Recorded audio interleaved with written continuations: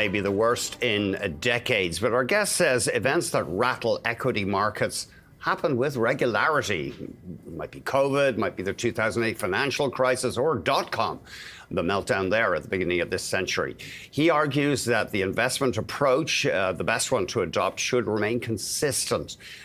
Let's find out more from Gordon Reid, president at Goodried Investment Counsel. Gordon, great to see you. Thanks very much for joining us. So don't overreact is one message you want to give us. Yeah, I think, hopefully investors have come into this event prepared. That means that you've got your asset mix in order, that you anticipate these exogenous events from time to time. And you mentioned in the intro, we had one in 2020 with the COVID event, which was, I think, by most people's estimation, extremely stressful. None of us knew what was going to happen. But I think as an investor, back in 2020, as investment professionals, we didn't want to act as scientists. And today we don't want to act as trade professionals or politicians.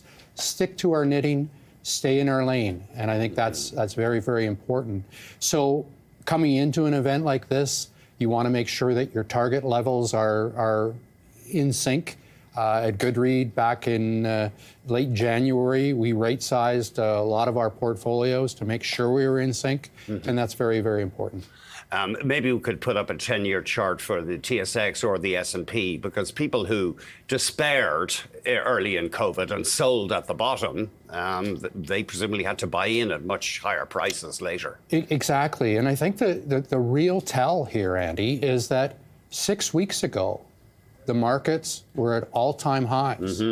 And doesn't that dispel the fact that all of the exogenous events that we have had in the past that were pretty scary at the time didn't permanently derail the market? They might have put it off a little bit. We have corrections. I don't want to be Pollyannish about this. There are times when markets are weak, but as a long-term investor, I think what you want to do is not, as they say, just look at the horizon. You want to look over the horizon. And what that means is you want to anticipate what you actually can't see. And that's a belief. And that's a belief that capitalistic systems are going to grow over time with, obviously, some detours along the way. But over time, they will grow. Gordon, I'm kind of cherry-picking numbers here, but if you look at when markets bottomed during the financial crisis, March of 2019, at one point you did have a negative 10-year return on the S&P 500. Now, I'm cherry-picking here. Right. So I guess that means if you're all stocks, that can be bad as well. It can be. Statistically, you're correct. But if you do a statistical analysis on 10-year holding periods, 99% of them since the Great Depression of the 1920s are positive. So can you find one that was negative? Yes. But I would say that just means that most of us should have a horizon of greater than 10 years. And what statistics show is the longer your holding period, the less the variation of bottom to top returns, and the greater likelihood it is that you're going to have a positive return. Yeah, I mean, I selected that 10-year period, and as you say, the vast majority of decade-long periods are nothing like that. Right. What about, we've heard a lot of talk, and we're kind of getting off topic a bit here, that the old 60-40, 60% stocks, 40% bonds is outdated. Hearing a lot of talk about the so-called alternative investments, i.e. not publicly traded ones. What are your thoughts broadly there? Well, I'll tell you what we do at Goodried. We have a very simple, understandable, plain vanilla approach that we buy in the public markets.